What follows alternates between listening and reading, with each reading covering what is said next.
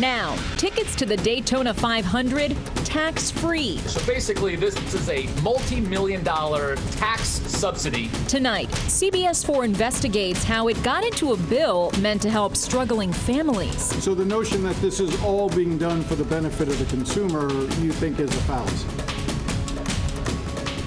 Sunday marks the 65th running of the Daytona 500, but this year marks something new. No sales tax on tickets. And now there are questions about who will really benefit and how that tax break became law. CBS 4's Jim DeFeeti investigates.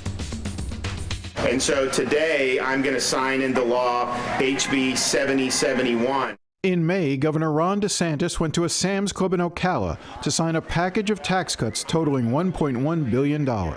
This is actually the largest tax relief in the history of the state of Florida. The tax relief you're going to see are going to see breaks for really critical needs like gas, diapers, disaster supplies, tools for skilled trades, recreational activities, you name it. Many of the tax cuts were temporary or limited, designed to stay until he won re-election in November. DeSantis stressed how important each tax break would be for the everyday lives of Floridians. Families are going to be able to save for things that really matter for them. Tucked inside the 89-page bill DeSantis signed was a supposed tax break for consumers that some economists believe will actually funnel millions of dollars to NASCAR and the Daytona 500. The bill made tickets to the NASCAR event exempt from the state's 6% sales tax. And unlike many of the tax breaks, like the gas tax relief, which went away after just 1 month, the sales tax exemption for the Daytona 500 is permanent. This is just completely wrong from basic economics 101. Victor Matheson is a professor at Holy Cross College, specializing in sports economics. He said the issue of removing the sales tax from an event has been studied extensively by economists. And of course, if a sales tax is eliminated, part of the reduction of that sales tax being eliminated does go to the consumer, but a bunch of it goes to the track itself, which now feels free to raise prices in the absence of that tax. So the notion that this is all being done for the benefit of the consumer, you think is a fallacy? Not only is it a fallacy, we have every reason to believe that the vast majority of the tax relief actually goes to the Daytona track. And this is a track that's owned by NASCAR, which is owned by the French family, multi-billionaires. So basically, this is a multi-million-dollar tax subsidy. Basically, it's corporate welfare for billionaires. It is not clear how this year's ticket prices, which can run into the hundreds of dollars, were affected by the bill or if consumers actually saw a break.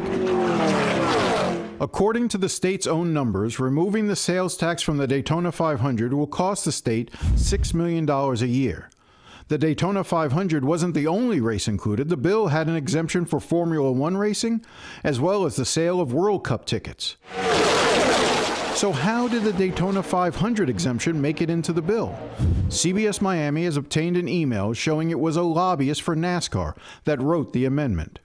On February 21st, a day after last year's Daytona 500, Luke Strominger, an aide to State Senator Ana Maria Rodriguez, wrote an email to Robert Babin, the staff director for the Senate's powerful Tax and Finance Committee.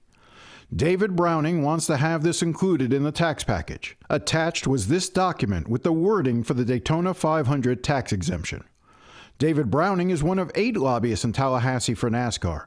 Reached by phone, Browning declined to comment for this story. Well, of course, there's no surprise that they're the ones who stuck this in because reducing the tax on the Daytona 500 doesn't benefit anyone except for a little bit, the handful of people who go to this event, and of course, the owner of the event itself. The vast majority of those benefits, again, go to the people who need it least.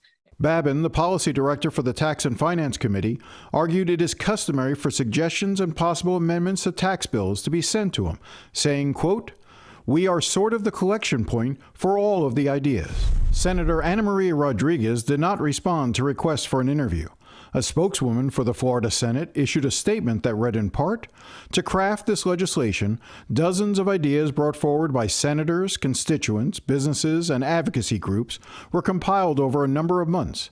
Each idea was reviewed and vetted as part of the committee process, and ultimately, a final tax relief package was developed during the budget conference between the House and Senate." NASCAR did not respond to emails and calls seeking comment. NASCAR and its related groups have been a major campaign donor in Florida for DeSantis and the Republican Party.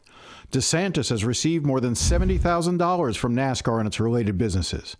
The Republican Party of Florida, more than $120,000 in recent years. Matheson said most of these tax exemptions for sporting events make little sense. Every restaurant in the state, every gift shop, every mom and pop grocery store, they all have to pay sales tax when they sell goods and services. But apparently when you're a multi-billion-dollar corporation that has a high-paid lobbyist and has the ear of important state legislators or the governor, then I guess you don't. Jim DeFede, CBS 4 News Tonight.